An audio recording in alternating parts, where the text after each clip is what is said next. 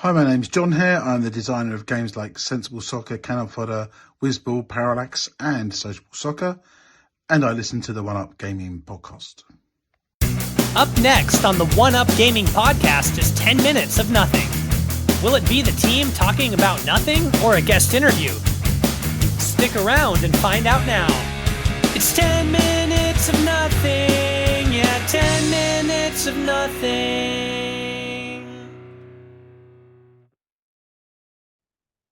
We're back. It's still David, still One Up Gaming, episode 402 of the One Up Gaming podcast. I'm going to go through this week's 10 minutes of nothing, where we just ramble on about nothing.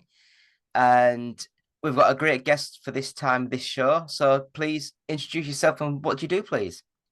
Hello there. My name is Michael John Nerney. I'm an author of 8-bit stories. I make computer cases and I work too hard in a 9-to-5 job. But apart from that, I thoroughly enjoy retro stuff. So I'm a massive retro sort of gamer. I have my Sega Saturn in the spare bedroom, fitted with is it a Terra Onion? Terra, something like that? Yeah, something like that, yeah. It's like you rip out the optical drive and put in a hard drive. So Yeah. I've got all the games built in there. I've got a Nintendo 64 with the EverDrive. I've got the original PlayStation. I had about 18 different consoles at one time or another. Yeah. And in the main room, it is just the Xbox Series X now. But I love that because it can play 360, the original Xbox. It can play all those sort of old stuff. Yeah.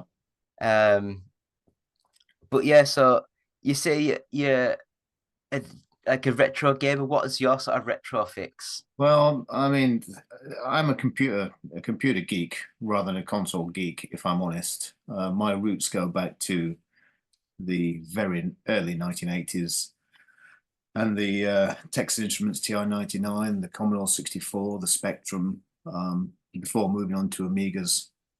And then really, I suppose, my first serious console, after a brief flirtation with an Atari 2600, which I didn't like very much, was Sony's PlayStation, really. It's the first one I bought, although my brother's kids had the red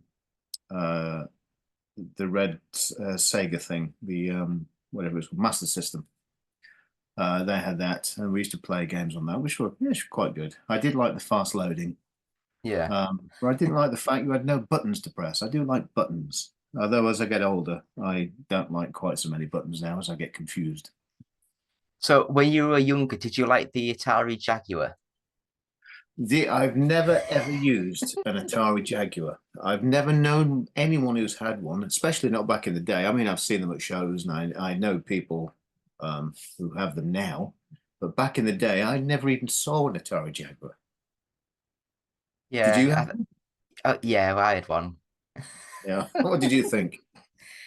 I think if you look at it from, because I think people forget from the year 1990, well, say 89 when the Mega Drive originally came out, to like 94 when the PlayStation came out in Japan.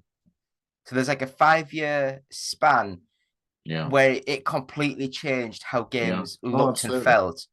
So if you came out in the middle of that, and I think the Jaguar was like 93, 94. Something like that. Yeah, 94 So I maybe. think in a sense it was amazing, but it was just like 2 months before it was completely dominated by something else.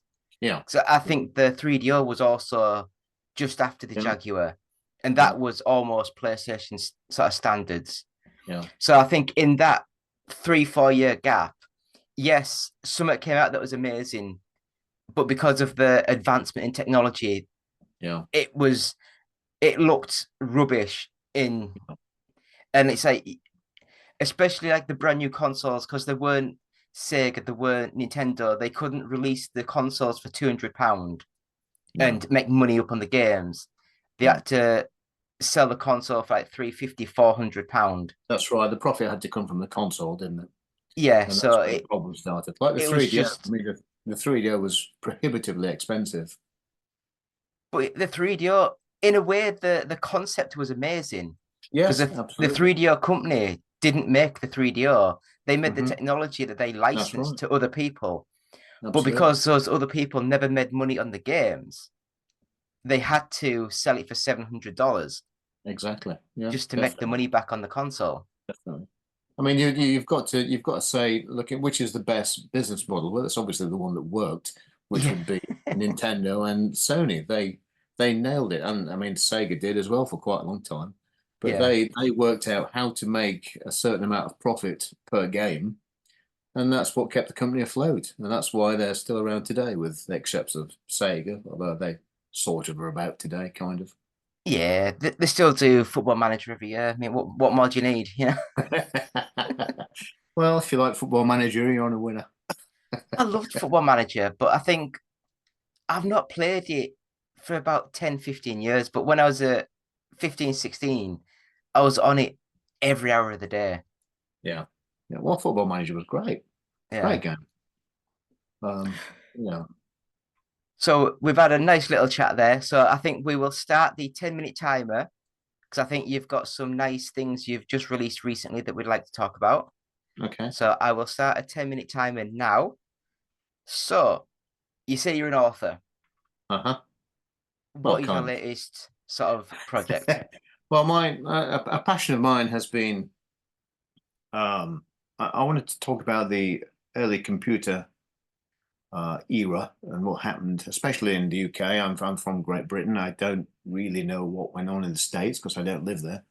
But looking at the UK, it always fascinated me how the UK in particular ended up with such a vast array of computers all about the same time, all based on similar but different chipsets, all promising the earth and most failing to deliver.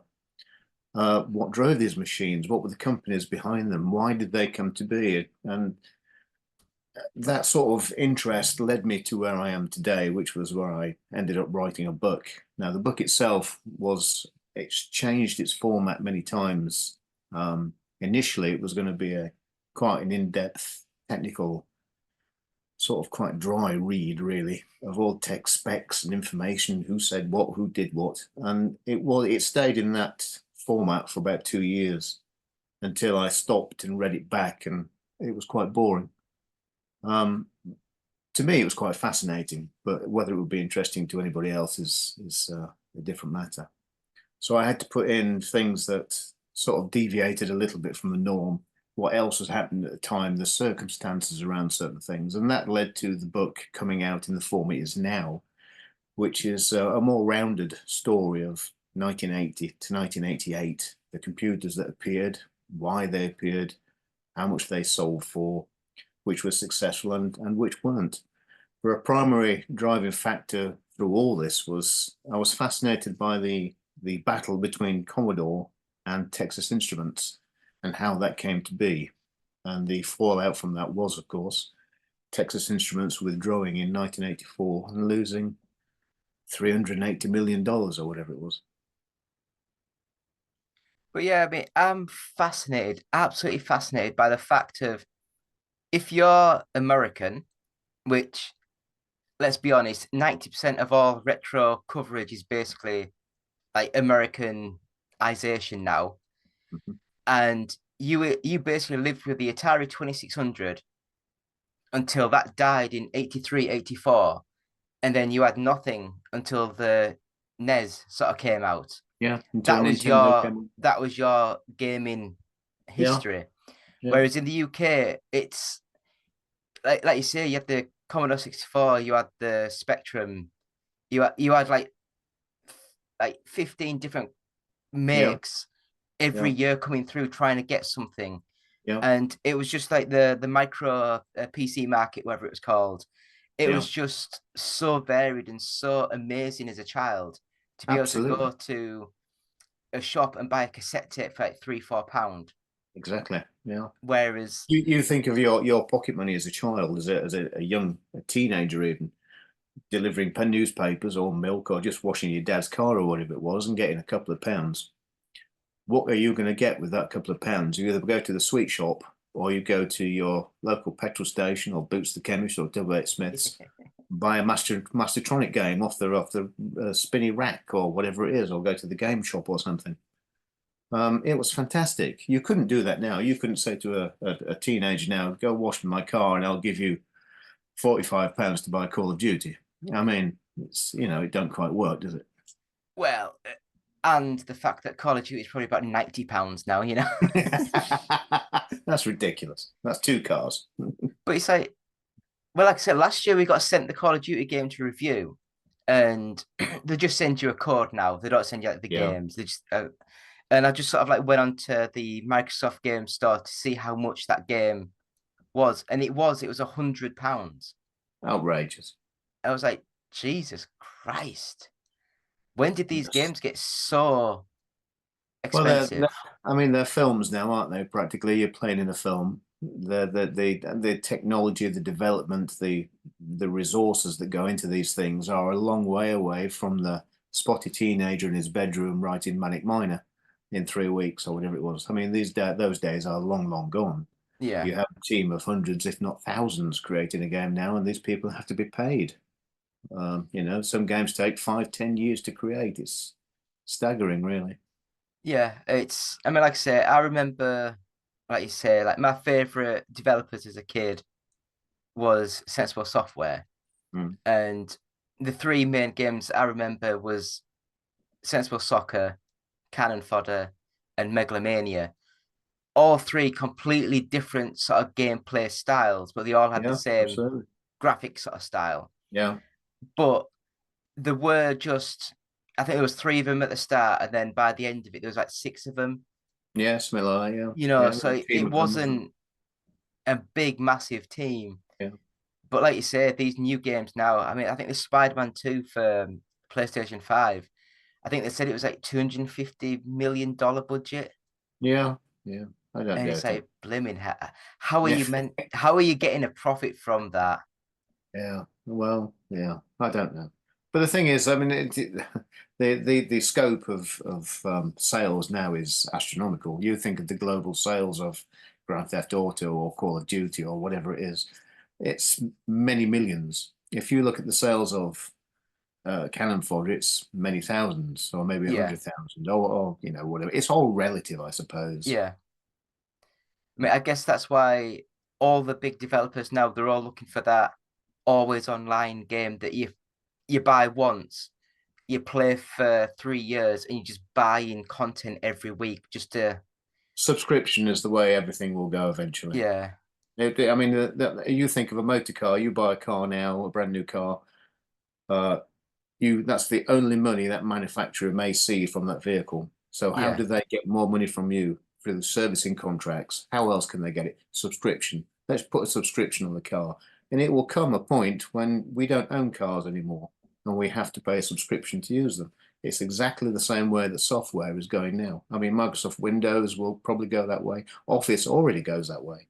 It will come. So from our 10 minutes of nothing, we've got 3 minutes left. Do you want to show your book and tell people where they can get it? Okay, I'll do the spiel. So this is 8-Bit Stories. And this is my take on 1980s shenanigans that went on in the UK market. It's currently just shy of 400 pages. The color edition is something like £14.80 or something on Amazon. It is available globally, more or less. There are a few countries that, for some reason, Amazon doesn't deal with for some reason. Don't ask me why. So it's about £14.80 for the color version. There is a black and white version for £9.99. I would recommend the color version, as you are missing quite a lot if you get black and white. Content is the same. And it's my take of 1980 to around 1988, when the demise of the 8-bits really came to the fore, when no further development was done and the software sort of reached its peak probably by 1988, 89. And then things tapered off quite rapidly as the Amiga and the ST, and of course the consoles started to take over.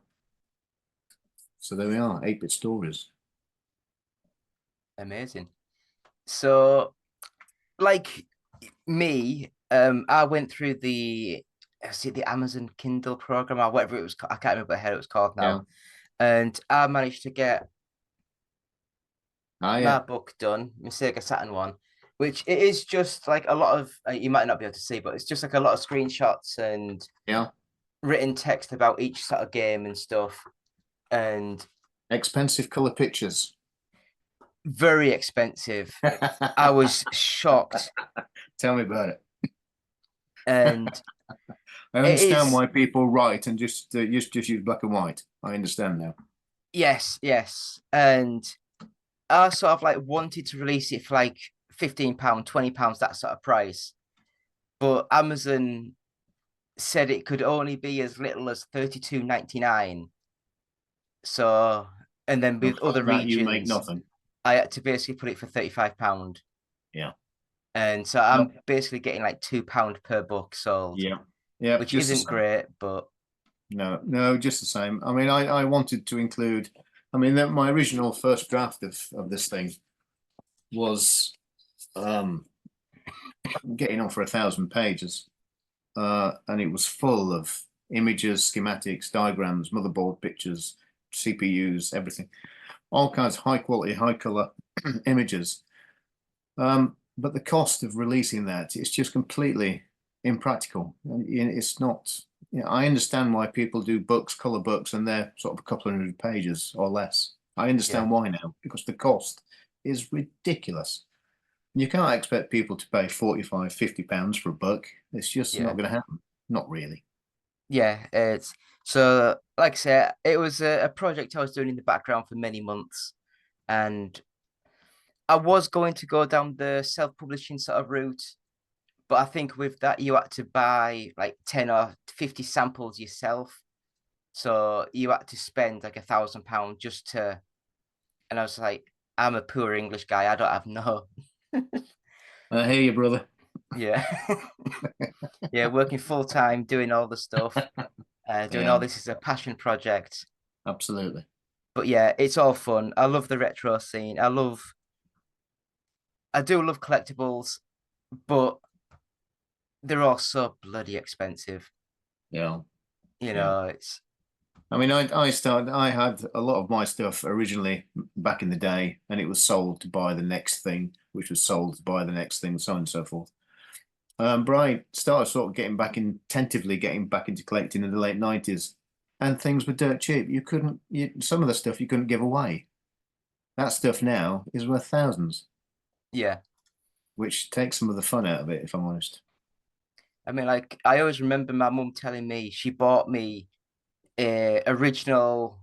I guess it was like that sort of size car, the Dukes of Hazzard, Yeah, made yeah, from the Tonka company, yeah. and I was literally about 2 year old. I didn't have any teeth or nothing, and she said within half an hour I managed to get the wheels off the car. Excellent. And so he should. So, so, so anyway, Mike, it's been an absolute pleasure talking. And you, Yeah, thank you so much for coming on. Thank you for giving thank us like you for half hour of your inviting me. time. And I wish the book does amazing well. Keep plugging away, keep promoting it, because I shall. I know for a fact if you don't tweet out every day, you don't get no Yeah. sales. Well, the thing is, if you don't advertise it, people don't know, do they? Yeah, So eventually people will get fed up with listening to me, but hey ho, that's life. yeah, no worries. Well, I will buy a copy. I promise. Once I I'll get send you a paid. copy, don't worry. But yeah, it's it was an adventure I wanted to do. So hopefully you've done your adventure. So will I you be looking thoroughly, to do other books in the future yes, or I'm going to do a series of at least three, probably five, probably a 5-part trilogy, as Douglas Adams once said. So there'll be 16-bit stories and 32-bit stories where I go into the PC DOS era and go up to perhaps the early 2000s or something. And then I'm going to look at specifically some of the video games that we used to play back in the day and what was so special or so interesting about them, whether that be real or perceived due to nostalgia. We shall see. that sounds interesting. It's like, I tell you what, while this is all recorded and everything, I want to run by an idea that I started writing 15 years ago. I got into, I think I got to chapter 13 of the story. The whole premise of the book was there is the first book and then the sequel, but the sequel is part 5. And the first book, there is 4 different versions of that book. And each version is all 4 main characters from their origins of how it starts and how they all meet up at the start of the second book. It sounds like a Star Wars saga. I don't like Star Wars. I've never read it. But yeah, so it was like you could read any of the first 4 books and still Yeah. understand what was going on, or you Okay. could read all. But 4 these are all of the different books. characters, yeah? Yeah, it all focuses on, like the first one was called The Memoirs of Michael Zane, The Last Human. So it's like the story of him, how he gets from Earth over to wherever it was in That the sounds galactic interesting. Why don't you do battle. it? I Come on, get on with it. I suffer from attention sort of problems, Yeah. and I got so far into it and then I got bored. And then by Yeah. the time I went back to start it again, I'd forgotten all the characters and all the places and all. And then I tried reading through it and I got into chapter 4 and I thought I can't be bothered to read it. Oh, what a shame. You should do it. Revisit it. Revisit it, definitely. Yeah, I was That sounds also, interesting. I mean, I was looking at these like AI help tools, Yeah, yeah. but then I've it's not like tried them. you have to pay like 20-30 pound a month just to, and you don't know how good it's going to be. No, that's the trouble. And you don't know how helpful it's going to be either. And Yeah, once they've got your money, they don't care. but there is some things out there which helped, and that was, it was like a digital planner. You could name all the characters, all the planets, and then you could like Okay. link people together and say what relationships they had and stuff. And that for me would be helpful. It'd be like a visual aid straight away to Yeah, sort of see what's going yeah. on. Well, I haven't and probably won't, but I might, written a book with not real characters, but imaginary characters where you have to think about relationships and where they meet and all this sort of stuff. And I can imagine that's an absolute nightmare Yeah. because halfway through the book, you'll forget what you said on page 1. Yes. So, I mean, hats off to people who write these massive, like Stephen King, when he writes these novels, my goodness, how the hell can you remember what you were talking about by the time you get to the end of the book? I mean, like someone like that, it'd have been so difficult back in the 70s and 80s when he first sort of started. Yeah, But I guess sort of now he will write an outline of a story and he'll have a team of like 20 people yeah, just to yeah, finish it all off. yeah. Which Have I you read don't his blame book, him. by the way? His book about writing. I don't read. Oh, you don't? Oh, brilliant. I just sit Brilliant. and watch videos on TV. That's excellent. Okay, fair enough. That's why I do all the video editing and the music and stuff. I've got an album out. I've got all sorts out. I Oh, get brilliant. bored, do a project, and then I think of what can I do next and do another. I've got my own clothes label, my own. I've got like hats and stuff with my logos and stuff on that I sell Excellent. online. You know, so I just sort of like I do something for 6 months a year, get bored. I mean, I wrote a cartoon series Right. and it got picked up, and the guy who was going to be the main star, main voice, was Dustin Diamond, who used to play Screech in Saved by the Bell. Okay. I know of it. I don't remember it, but yeah. Yeah, and unfortunately, things happened. He stabbed someone. Couldn't. Ah, Then he was like under house arrest, so he couldn't go on the national TV to promote the Kickstarter at the time. And then a few years later, he unfortunately died of cancer. oh dear. So yeah, that whole project went. Well, that would put a stop on it. You know. But yeah, I love all. You know, I just get like an urge to do something. I dive into it for 6 months, and I think I go that deep into it, I get sick of it. Yeah. Yeah. So, but that's just me. Don't delve so deeply. Enjoy yourself. Oh, thank you so much for being on this week's show.